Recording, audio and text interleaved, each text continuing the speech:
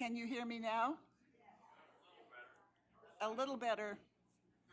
I'm looking at those in the back room who are in charge of this. Is it okay now? Okay, thank you. And please turn off your cell phones.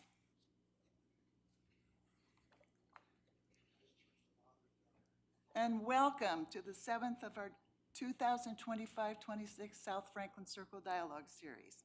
My name is Pauline Ramig. I'm director of the South Franklin Circle Residents Dialogues. And I'm most fortunate to have a wonderful group behind me of board members who are essential to the smooth running of this organization. Board members, please stand to be recognized.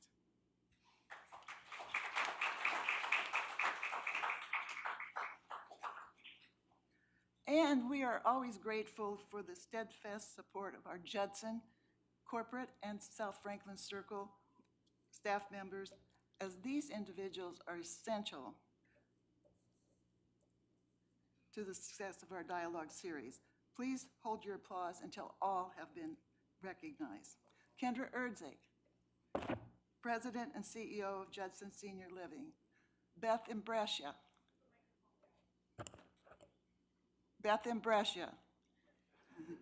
Vice President of, thank you, of Judson Foundation. Nancy Statula, Executive Director of South Franklin Circle. Darlene Cash, way in the back, South Franklin Circle Director of Community Life. And Sean Heron is in the special room with the door closed, but waving to you all. He's our IT specialist, and he's streaming this evening's event.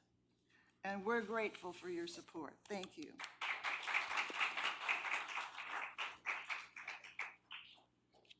We extend our heartfelt thanks to the South Franklin Circle resident sponsors whose generosity sustains this season's dialogue series. Their support makes it possible both for us distinguished speakers and the fellowship we share following each program. And we offer special recognition this evening for our sponsors. Unfortunately, Ann Gillespie couldn't be here last minute with us. Wally King and Barbara Pittman, thank you. Our next and final dialogue of the season is May 27th with Brian Zimmerman. He is CEO of Cleveland Metro Parks. And your dialogue board is pleased to share that we have engaged the speakers for next season. And we will distribute the season announcement once speaker sponsors have been retained. So South Franklin Circle residents, you will soon receive an invitation outlining sponsorship opportunities. If you wish to become a sponsor, please respond as early as possible, as first responders will be given priority. Following today's presentation, we will break and move to Q&A. Darlene and I will be ready with the mics, especially since we have viewers on the live streaming system. Be sure to state your name and then ask your question. Now, something special for this evening. If you are a veteran, a U.S. military veteran, please stand or raise your hand if you are unable to stand. We thank you for your service.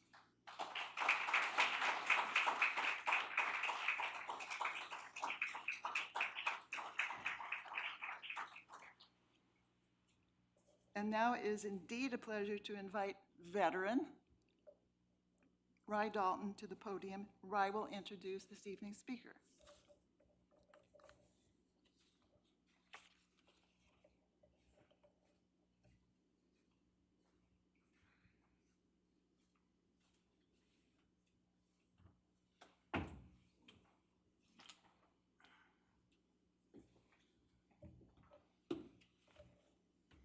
Well, I can really get high here.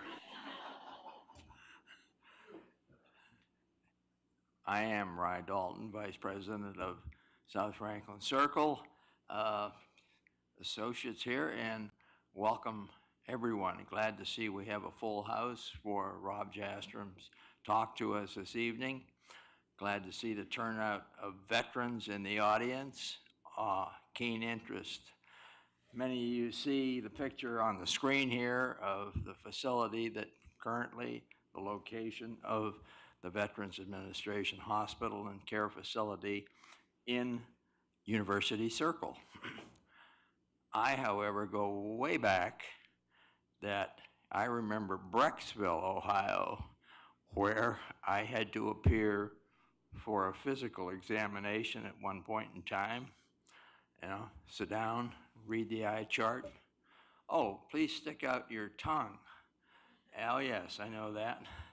And you know what? They accepted me, minus the tonsils. So that's a little history going way back. That place has long since been bulldozed, I expect.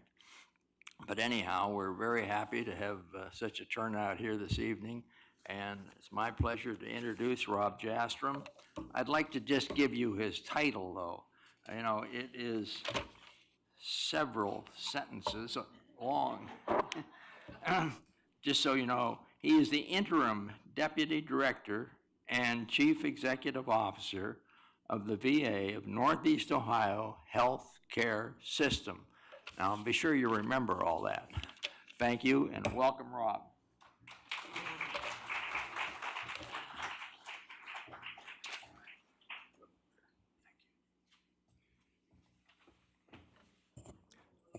Okay. I'm off to a great start here.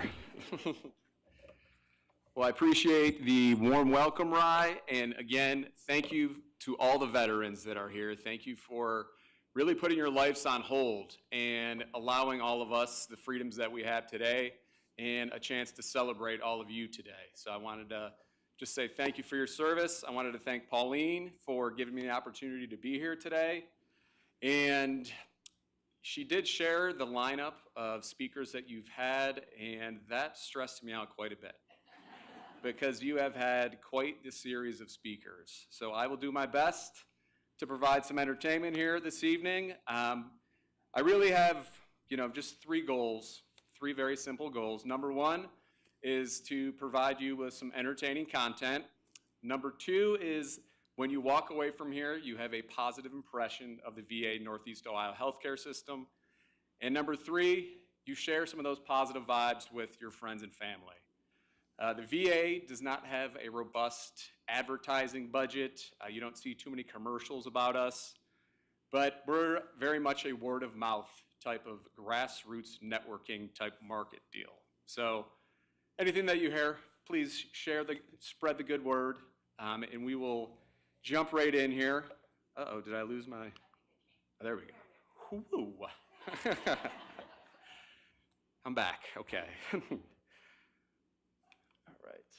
So this is just a quick overview of what I will be covering today, but I wanted to quickly go through my background just to tell you a little bit about me and kind of my unorthodox path to the VA, followed by a look at the big picture VA, and then I will drill down into Cleveland specifically, some of our expansion plans, as well as the things that make the Cleveland VA different.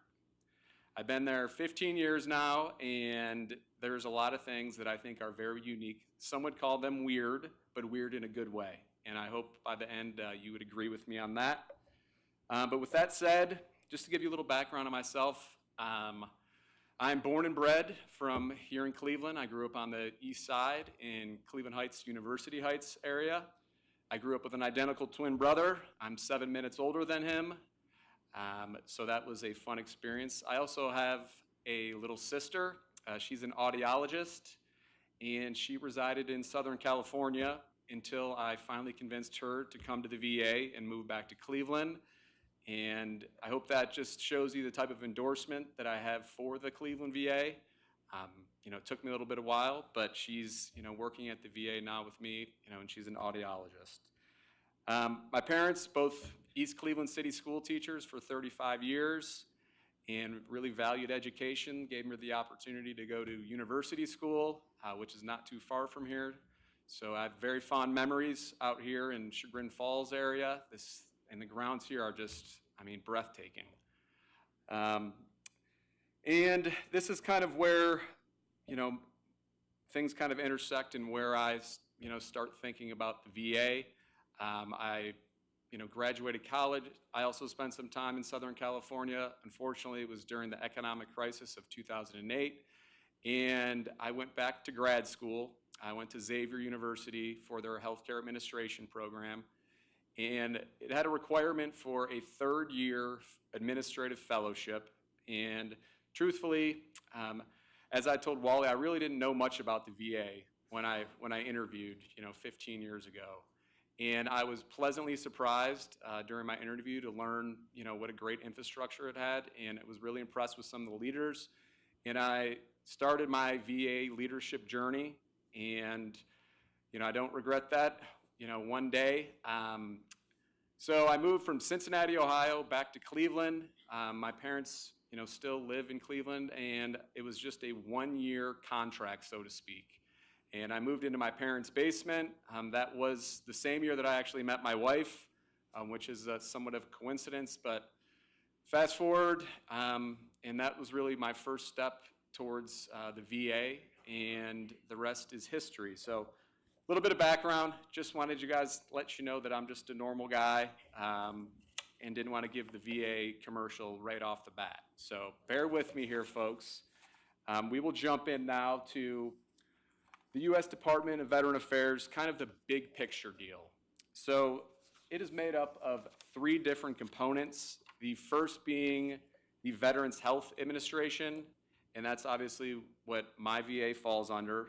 It is actually the largest integrated healthcare system nationwide, with over 171 hospitals and medical centers and over 1,100 VA outpatient clinics. So a wonderful footprint across the United States, providing world-class care to veterans. The VBA, that's the second component. That's the Veteran Benefits Administration. They're the ones that handle all the disability claims, the pensions, home loans, things of that nature. And finally, the National Cemetery Administration. They handle the burial and memorial benefits and also maintain the 155 national cemeteries that we have. So big picture, that's what makes up the Department of Veteran Affairs. Now, our organizational mission, we have 3 different pillars, the first being obviously healthcare. We provide pretty much every type of care you could think of. Cleveland in particular, we do a little bit more than some other hospitals, and I'm going to get into that a little bit later. Our second pillar of our organizational mission is research.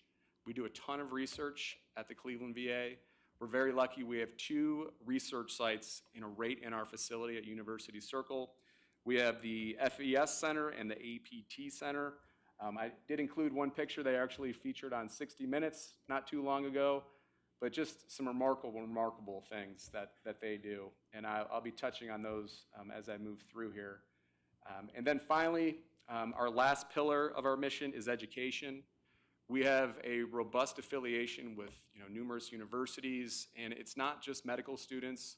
We have a residency program for nursing, social work, nutritionists. It's really diverse. We bring in over 2,000 students on an annual basis and rotate them through our system.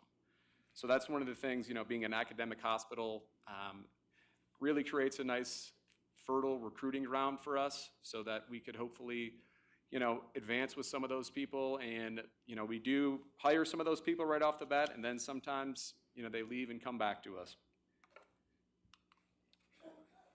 Now, this is a closer look at the Cleveland VA. You can see our region there that's highlighted. We actually have 13 outpatient clinics, and these are spread out west, Sandusky, Lorain, and then to the east, Lake County. And then as you go down, Akron, Canton, East Liverpool. So we have a nice footprint throughout Northeast Ohio with a high density of veterans in all those locations. We also have an outpatient dialysis center and an outpatient surgery center, and those are about a mile away from our main facility at University Circle. I know that Brecksville was mentioned, but we actually combined Brecksville and brought that to University Circle so we could have one consolidated fully thriving long-term care and acute care hospital, and we have a total of 594 beds now.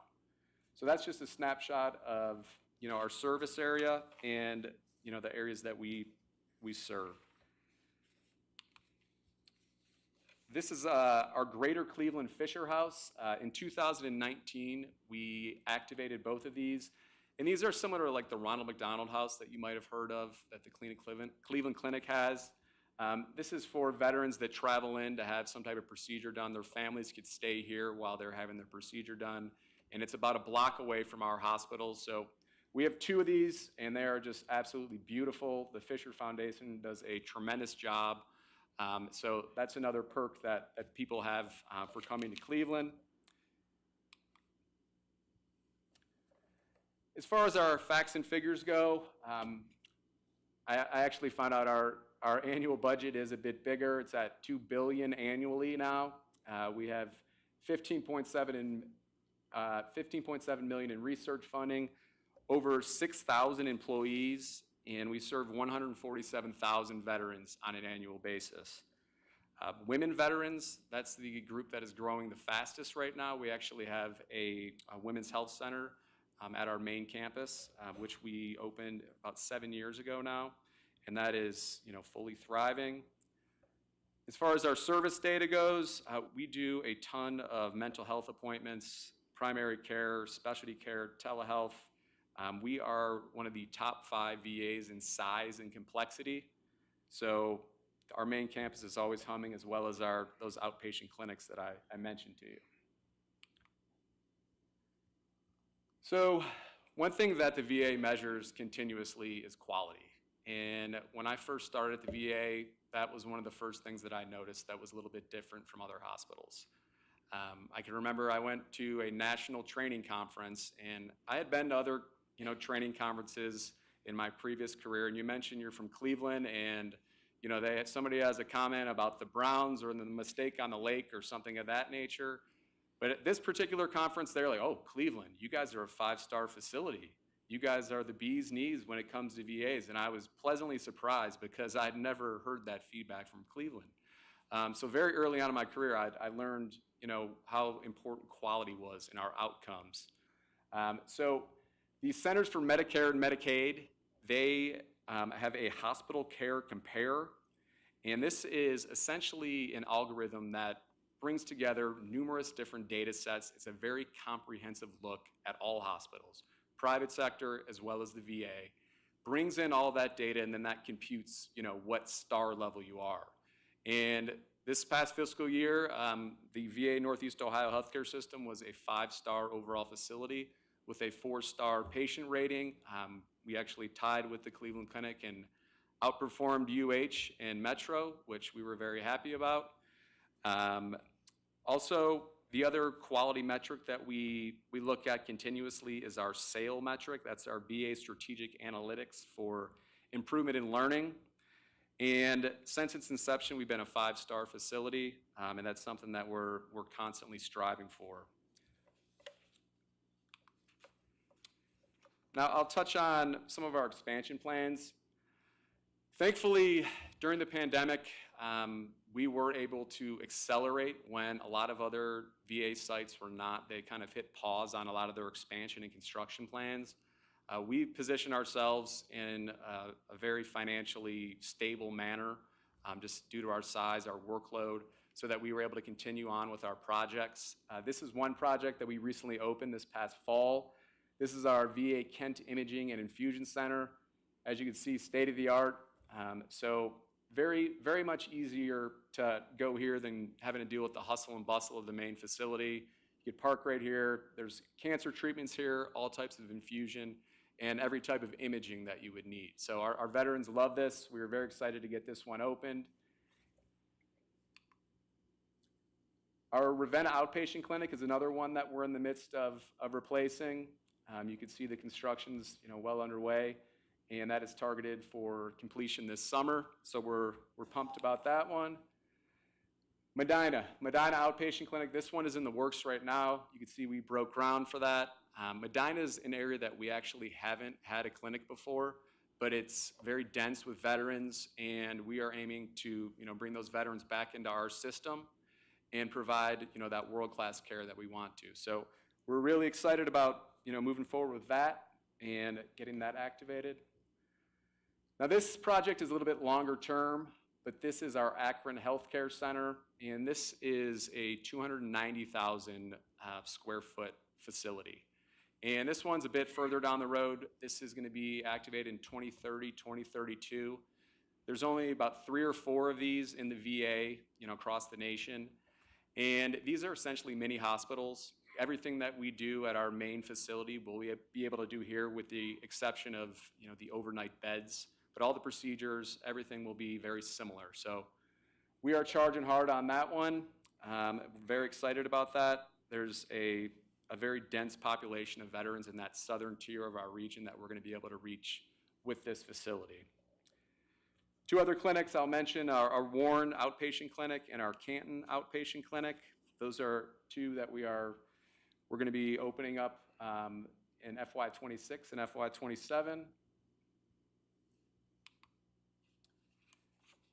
Okay, so now I'm going to transition to why the VA Northeast Ohio healthcare system is different. So I'm going to work some stories in here just to kind of paint the picture of why we're a little bit different. I say veteran-centric care, but literally every meeting that I'm in, everything that we do starts with what is the best interest of the veteran. Every meeting, that's how we start those. And I think a lot of our solutions that we've developed over the years have just come with that mindset. And everybody shares that type of mindset from the top down. And one thing that we are focused on continuously is veteran suicide. I know that's grim to think about, but 20 veterans do take their lives every day across the nation. So that's something that we are fighting against on a continuous basis. You can see we have our Veterans Crisis Line there, but we've addressed on that line, Cleveland area, 2,242 crisis line referrals, and 200 of those had to be escalated to where those people were in real trouble and they needed immediate care. And we were able to reach those people through our VA suicide prevention team. So that's something that we're continuously working on, and we're definitely making impact there. I'll also mention this beautiful picture here is our on-site domiciliary. That is a 122-bed facility, just a pristine building. It actually started off as strictly homelessness, but we've made great strides in that area and really improved in that area. So we've been able to basically customize this to what our veterans need. And what we do now is a lot of residential therapy there. So we have different cohorts in different areas of the building, but there's substance abuse, mental health, gambling, just an array of different programs that I've seen, and they really do work. And I do have one quick story to share about this. When I first started in my position, my first taste of executive leadership, I got to the office at about 6:30 in the morning. I was the first one there, and ready to kick my day off. And there was a gentleman that poked his head in, and I could see that he was in very bad shape. I saw that he had his domiciliary ID, so I knew that he was, from the domiciliary, and he was probably in one of those cohorts. He was very upset, very passionate. He had bruises on his face and was hanging on by a thread. So I invited him to sit down, and we talked for a good 2 hours. And he told me about his life, about his time in the service, and about his passion for his family. And the more we talked, the more I just kept reiterating to him, you need to stick it out with this program. He wanted to leave, and by the end of this conversation, he agreed to stay. I told him to, take it day by day, focus on your family. And, he agreed to stay as long as he could text me every day of the month for the next month. And he did at 5 a.m. every day to check in with me to let me know that he was doing okay. And my wife was like, your veteran friend texted you again and woke me up. But I was always so happy to hear that ding in the morning, just to know that he was doing well and he was on the right track. Unfortunately, after a month, those texts stopped, and I did not hear from this veteran for over a year. So I was concerned, something had happened to him. I wanted to see if he got back together with his family. So about a year ago, I hear somebody yelling my name, and I'm walking to lunch, and I turn around, I don't recognize anybody. And slowly I see a man kind of come out of this group, and he has a big, really nice camera, and he comes forward and gives me a hug, and he's like, "Do you remember me?" And it was my veteran friend from the Dom. He had cleaned up, he made it through the program, he said it had changed his life. He was back with his family, and he actually picked up photography as a therapeutic way to deal with some of the stressors that, before he wasn't able to. And even better was he had a veteran group with him. He was a peer mentor for other veterans going through the same thing. And he was proud to show off his group that he was leading. And it was just something that just warmed my heart. Where I was just like, oh my goodness, this is just amazing. And that's why I have so much confidence in these types of services that we provide. So I hope that that story paints a picture of the care that we provide specifically in this area. The next thing that makes us different is the supplemental support services that we provide. That picture right there is of our mobile medical unit, and this is essentially, can go anywhere and treat veterans sight unseen. So if there are homeless veterans that we know of that we've lost in the system or need to be enrolled, we can go see them wherever they are, enroll them, and they have their first visit with the clinic right then and there. So we've had tremendous success with this. It's awesome for outreach. We could bring it right to them. There's limited paperwork. We've really streamlined this, and we're one of the very few that has taken advantage of this opportunity here. You can see some of the other programs that we have. I was very surprised when I started at the VA in the basement. There is just a country club-like pool, beautiful mosaic for our aquatic therapy. So our veterans just love that. And then there's a beekeeping program that is also very therapeutic. I thought that was a little bit outside the box, but they seem to love it. And then there's obviously somebody blowing glass there. So anything and everything, there's a program. Also, our home-based primary care unit, we have the largest home-based primary care unit in the country, and that is essentially a team of clinicians goes out to a specific region, and they reach those veterans that can't make it into the facility. They live in a rural area, and it's just a little bit too much for them to get in. So this isn't just one visit, we'll see you later. They're paneled, and they are seen routinely by the same group of people. And that's just another advantage that we have where we could get out, bring them the care so they don't have to come to the hospital. And our primary goal is to keep them out of the hospital. And we've had tremendous success with that.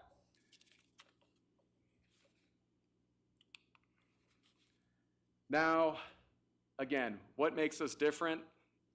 The people. The people that work at the VA from top to bottom. I know I included a picture of some of our physicians here, Dr. Usha Stiefel. I know she just won an award, Dr. Curtis Donsky. They're amazing. They are superstars. And we just had our quarterly awards ceremony, and it always gets me because most people in healthcare, they spend between 2 and 5 years, with their healthcare organization.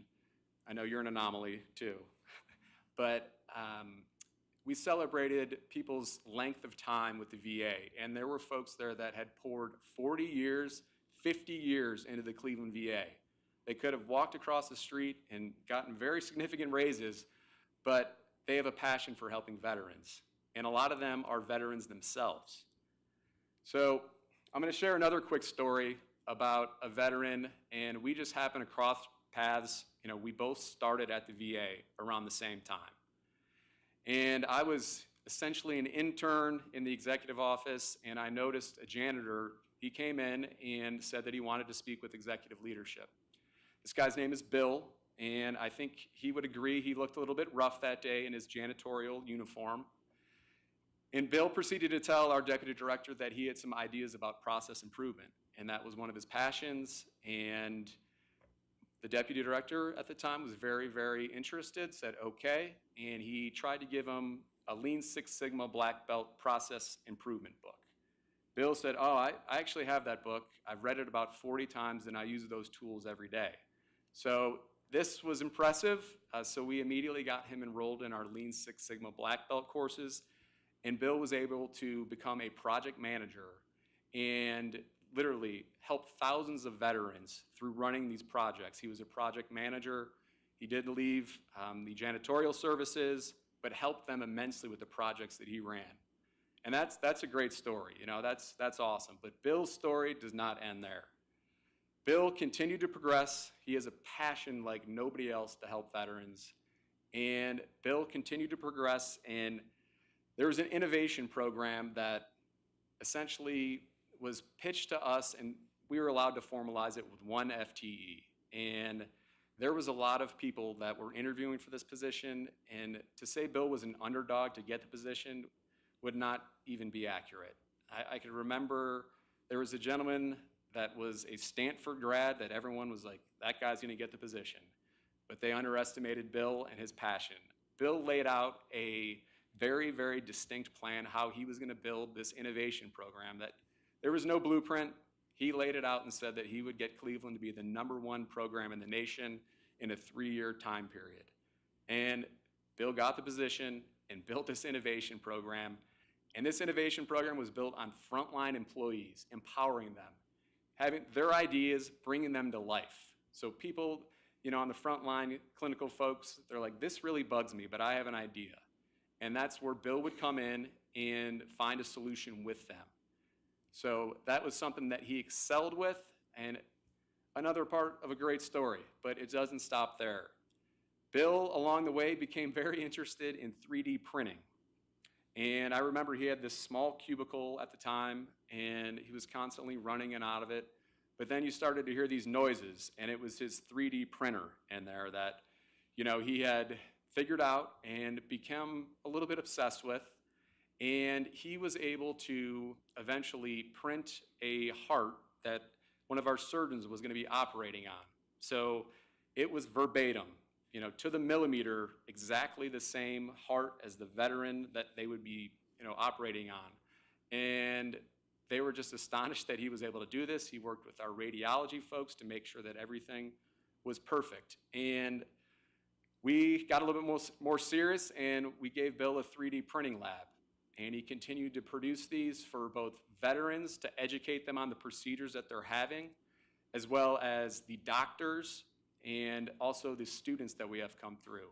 So that he really started our 3D medical modeling and education program and just knocked it out of the park to where all the VAs across the nation started requesting these models from Bill. And we didn't have the capacity in the small lab that we gave them. So it got to the point where we were recognized as the national hub. And just recently, that's Bill right there. Bill, we leased 10,000 square feet, and now he runs the VA Advanced Manufacturing and Technology Application Center. He picked the name. It's a little bit long, but he is the happiest guy in the world. He's a Navy veteran, and this guy right here, he's helped thousands of veterans, started as a janitor, and now runs this. You could see all the different machines there. His next endeavor, which is still in the works, is the digital dentistry program. He is attempting to print dentures, bridges, and things of that nature. So again, I'm not going to doubt him because I've doubted him in the past. I know that he will get there, but that's just to showcase one of our employees. And he's also brought people along with him. You know, he has this massive lab now. This is Sean. He actually shares the same space with Bill. Sean Rubel was a blind rehab specialist and, you know, just a front line providing therapy for our veterans, and had an idea. He had an idea because he was basically sick of getting specialty eyeglasses. There were consistent delays and they took forever to get. So he found a machine that, you know, he started working with and became an expert with, and was able to condense the time. It started off, you know, I mean, we're talking like 4 to 6 weeks to get these specialty eye classes. And Sean was able to develop a new process, and he got it down to 5 days, which was critical for, you know, some of the therapies that we were doing. They needed to have these eyeglasses. So again, this started as just one idea and exploded. Once people nationally, other VAs found out about this, they wanted to get in line and utilize this service too. So now Sean runs our national specialty eyeglass program, and he obviously has some nicer machines now, but he resides right in that same building as Bill does, and I mean, they are just two of the most just inspirational people that you'll ever meet. They are, even today, you know, they're not satisfied, they're pushing for more. And that's why I say, you know, these VA employees are a bit different. So I just wanted to highlight that. This is, I included some other examples in here. Most recently, we ran into a supply chain issue with our ear speculas. And, you know, the prices were rising, and this was something that we brought to our 3D printing team. They said, oh, we could produce these. So they produced 3,500, and we were able to stay ahead of this supply chain issue, which was a regional issue. And it just pivoted, and we're able to produce those right away. So those are the types of things that we're doing. This is another example, a Mohs surgical education aid. I appreciated this one, you know, having a couple of Mohs procedures myself, but this is an educational aid used for veterans so they could really talk them through the process of what's going to be taking place. So this one has gotten some really good feedback. We also do a lot of assistive technology. We have 2 spinal cord units at the VA, and you know, a lot of these folks have been paralyzed for a long time. And one of the things that we heard consistently was that, you know, they wanted to play pool again. We have a great pool table there, but a lot of them could not play. And what we developed, this is all 3D printed, and I know it doesn't look like much, but this is essentially a pool cue for spinal cord injury patients where it straps on to their forearms and their wrist, and they're actually able to play pool again.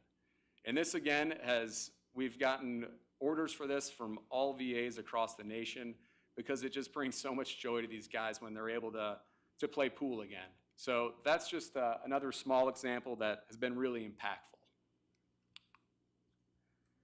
And this last one, this is something that's been in the works for a long time. This is a tag team effort of our innovation folks and our research team.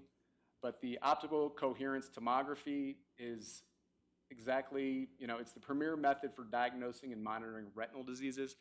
Our veterans have a lot of these chronic eye issues, and they are required to go to the ophthalmologist on a monthly basis. Getting them to go is difficult. Some live in rural areas, and all they have to have is this one scan. So this is aimed at eliminating the process of them coming in, having the technician check them in, scan their eyes.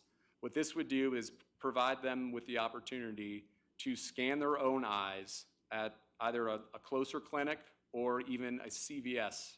And they would scan their own eyes, and then that would transmit right through their phone or through their medical imaging system, where it would be automatically evaluated and save them a lot of time.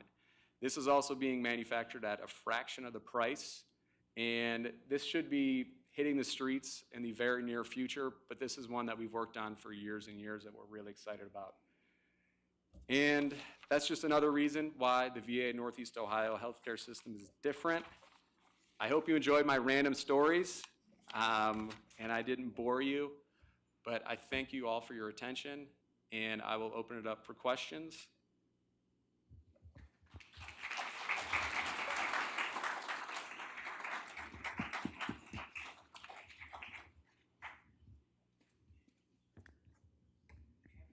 That was very fascinating, at least for me it was. I hope everybody enjoyed it. And thank you so much. And now we'll go into Q&A.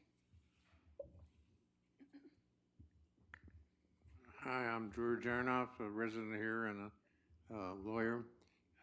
What I have found, just in terms of being a resident of Cleveland and its environs for a long time, I find that there are a number of physicians, private physicians, who, given a choice, make their way to practicing at the VA rather than elsewhere. And I've heard a number of reasons, but I'd be interested in hearing your description of why that happens.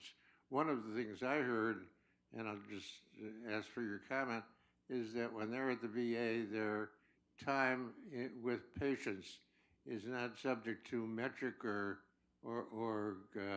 restriction. in terms of the amount of time they can spend with the patient. So anyway, I wanted to ask if that was really the reason why, but generally also to find your comment on the reason that private practitioners migrate to the VA. Appreciate the question, and I've asked that same question. You know, I've become friends with a lot of our doctors, and over time I'm like, hey, like what keeps you here? And the answer is pretty consistent among all of them. That's literally their love for veterans. And time again, I'll see, you know, if somebody has something different for me, but they get to do a lot of different things at the VA. They're not just pressing one button, trying to hit one metrics. They really get to care for the entire veteran, and they're very much part of the decision process and rolling out, you know, new processes, new procedures. I mentioned our research, having those 2 sites on campus. That is something else that, you know, really is valued by physicians, and I think that's a thing that, you know, keeps people sticking around. But I've asked that question so many times, and that's consistently the answer that I get. And, you know, truthfully, I believe them because they have an undying passion to help veterans. And I know that's just like a hallmark answer, but it's the truth. Thank you for outstanding presentation. I have 2 questions. Do you take non-veteran patients? So we do take non-veteran patients if it's a humanitarian type situation. So we are in somewhat of an urban environment, and we do have situations like most recently we did have a non-veteran that he was actually, you know, having suicidal ideations and he needed immediate help. We took that person in. They were not a veteran, but we're going to help that person. So primarily we serve veterans, but in the case of a situation like that, that's who we would take care of. Second question, as an engineer, I'm impressed with your developments. Do you have patent attorneys? Yes, we do. I'm not a lawyer. Thank goodness. I would just like to say that I've driven by that hospital so many times it's not funny. And I think most of us have no clue what you're amazing. And I'm glad for the men and the women that have to go there. And you should be incredibly proud of that. And I think the city should know more about what you do. Thank you so much. Much appreciated. I would start by commenting that it's the men and women who get service there. I'm one of those physicians who went from private practice to the VA for several years and found it very satisfying because of the incredible quality of the medical services that are provided. I'd like to make another comment, and that is my first contact with the VA was in Brecksville many years ago. And I wonder to what you attribute the remarkable growth that occurred from that humble facility to what exists today. So through our consolidation of Brecksville, I mean, I'm not going to lie, at the beginning there were some disgruntled folks that weren't happy about, you know, moving to a more urban setting. But I think we've evolved the type of care that we provide. I know that I mentioned the one facility where it's primarily focused on homelessness. We've been able to change and pivot and have one foot in the air to whatever direction, to whatever our veterans need. So most recently, we made some, you know, pretty abrupt changes to make sure that we were meeting the veteran population and what they really needed. I think other sites, they're a little bit nervous to make big changes like that. But we've been blessed with, you know, a strong foundation of employees that are willing to put in that extra work and, you know, take that leap of faith and provide those different types of care that maybe some other sites aren't. And that's really attracted veterans from, you know, across the nation. We're a regional referral center, so a lot of our programs are nationally recognized. I mentioned our blind rehab. That's a cohort of patients that we bring on a monthly basis, and we're pulling those from all over the United States. And that's just one program. I mentioned we have a program for anything and everything. So I think that, that diversity, that portfolio is very well stocked, and I think that's one of the draws. Please state your name and then ask your question. Jack Wilhelm, back to the very beginning of your presentation, you put the dollars up on the board. Do you have to spend a lot of your time lobbying for money, lobbying Congress? How is the funding system working, and is it adequate, which is a question for you? So the funding is absolutely adequate. It is based on workload and how many veterans we see. There's some veterans out there that say, I'll leave that care for somebody else. No, it's actually better to be enrolled because that's how we're funded. We're funded on how many veterans we have in our system. So the more veterans, the more we're funded. I will say that Cleveland in particular has taken advantage of a lot of programs that others have not. Our engineering staff, they have, really developed some amazing structures and taken advantage of building those VA clinics when other sites have not. But everything is put out there for the entire VA, but I would say that we've taken advantage of those things and taken a chance here and there that have really paid off for us. But overall, no, we're very well funded and we're in a great position. I'm Beverly Libretti. Do you take care of wives and family members of the veterans? So there are certain situations where, the wives and family members are covered. That would be, if a veteran is 100% service connected, meaning they had, some type of connected injury where, there's not a lot that they could do. Both their children and their wife would be covered for life, essentially. So that's an extreme example, but there's different levels of that as far as the service connectedness is, concerned. I was interested in your last comment. It was Bill Conway is my name. And the innovation research in the optical side, I have an understanding from my experience and relationships that the VA in Cleveland has focused very heavily on the optical size of diseases and injuries for the visually impaired. And as part of that program, we've had a lot of support in the local communities with the outside veterans groups to support a program here's the commercial, Sandridge Golf Club. We invited representatives from the VA, visually impaired, on an annual basis, waive a program when they come out.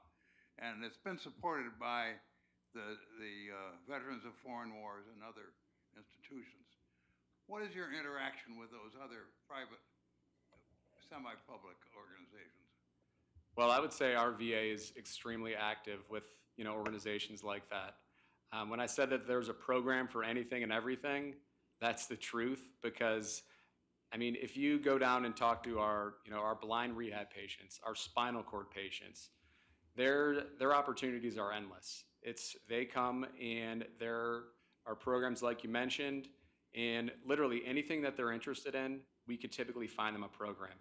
For instance, the blind rehab facility, one of the first things that shocked me when I toured, 15 years ago, this is blind rehab, and you walk in and there is it's power tools everywhere. A lot of these guys and women like to use power tools, and that was one of the trades that they really wanted to continue using. So we have one of the nicest sets I've ever seen. It's a lot nicer than my garage, but no, that's just an example of really customizing things to the veterans' liking and making sure that they have the programs that they need. Thank you, Anita Gray. I have two quick questions. If we can get back to funding for one moment, is your funding part of the congressional budget? Is it separate? How is it agreed upon?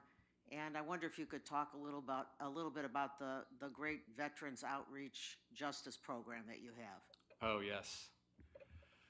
So the Veterans Justice Outreach Program is amazing. I mean, we have a lot of veterans that deal with mental health that really need to be treated in a different way. They are not in the best state of mind, and I've seen it really, really help people, because I think if veterans get lost in the system and they don't have a voice, then that's a real problem. The Veterans Outreach Justice System is really their voice, and make sure that, you know, they are handled with care while being accountable at the same time.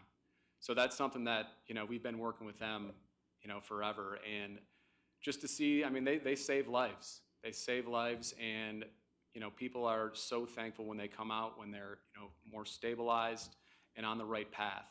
So I've seen that firsthand. And then as far as the funding goes, yes, it's congressional, it's voted on, and we're typically waiting for the budget, you know, our budget cycle is a little bit different. October 1st is when our new budget year starts, and it goes to September 30th. So typically in October, we are waiting for that funding to come down. And, you know, again, it is allocated through each hospital, through your workload, how many veterans you're treating. And that is obviously, there's a much larger algorithm that goes into that, but that's at its core. And that's why outreach is so important to us. That's why I mentioned that mobile medical unit, where we can take that and literally enroll veterans on the spot, have them see a clinician right away. So that's something that we're continuously focused on.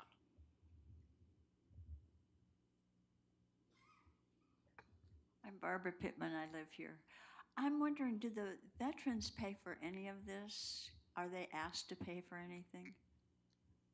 So if they're in the hospital, you know, there are different levels of service connectedness. There are certain co-pays that they do have to pay, but it is based on their financial situation. Yes, yes. So, you know, every veteran is different, every veteran's situation is different, but that's one of the things that they look at on a continuous basis to see, you know, what their income level is. I will say that, you know, there is, you know, a large portion of them that aren't able to pay very much, but then the ones that are, you know, are more than willing to.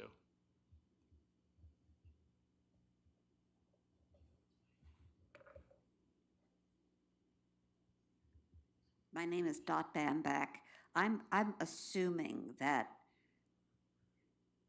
the needs of veterans probably change in the aftermath of every major war. I may be wrong about that, but that's, I think, probably logically to me, that's the case. So right now, we're not in a major war, and we haven't been really since the turn of the millennium. Are you engaged in an effort to anticipate because there will be another war, to anticipate what the needs of the people who fight in that war will be, so you're prepared for them when they come back home? So that's one of the things that, from the time I started to now, I think we've really started to improve. But that transition period is critical, because just having friends that are veterans that have gone through, you know, being active duty and then essentially coming into the VA system, it is difficult to navigate. And, you know, they come with all different types of problems. But mental health, that's one that has been pretty consistent. And yeah, like I said, we're always changing according to the veterans. Whatever they need, we're developing new programs. Some of the programs, I mean, they will just blow your mind, because 15 years ago, these types of therapies were not present. And it's a bit astonishing. I'll give you some more details, because it does kind of make your mouth drop, but I'll do that offline.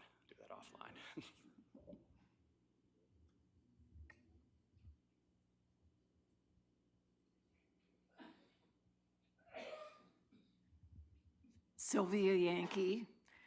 The Veterans Administration has been criticized for the lack of appointment time. What is the national trend now in terms of how long it takes to see a physician?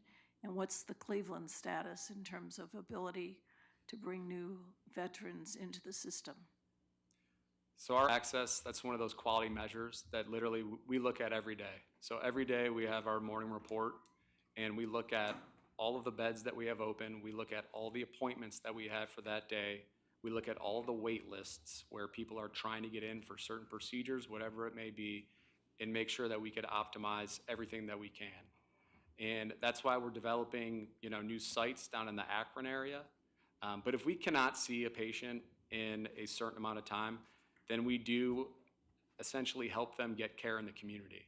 And that's a very large dollar amount that we spend with our partners, like UH, for instance. We transfer folks there when, we don't have the capacity at our facility. So it's a luxury to be in the location that we are.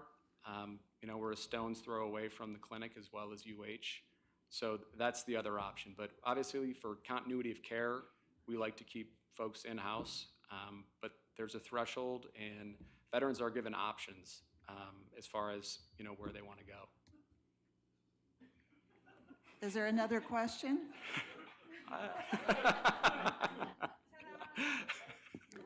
I have a question for you, Rob.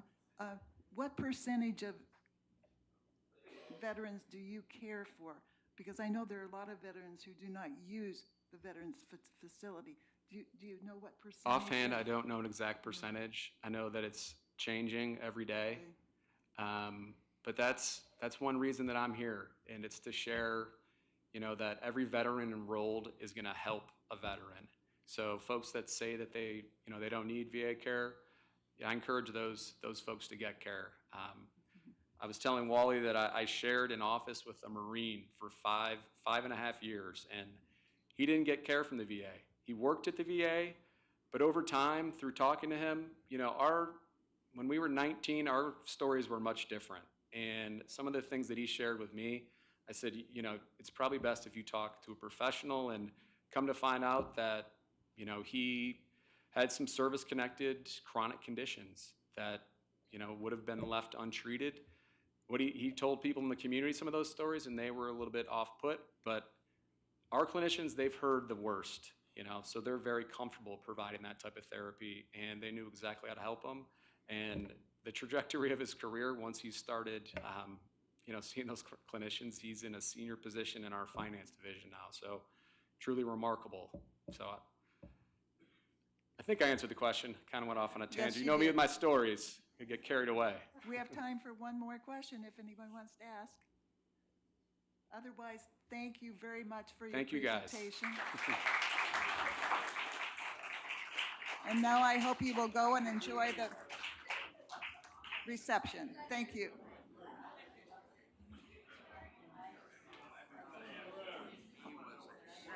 Wasn't he? I knew he was going to be, just talking to him on the phone. No one had an idea what all goes on down there. I did.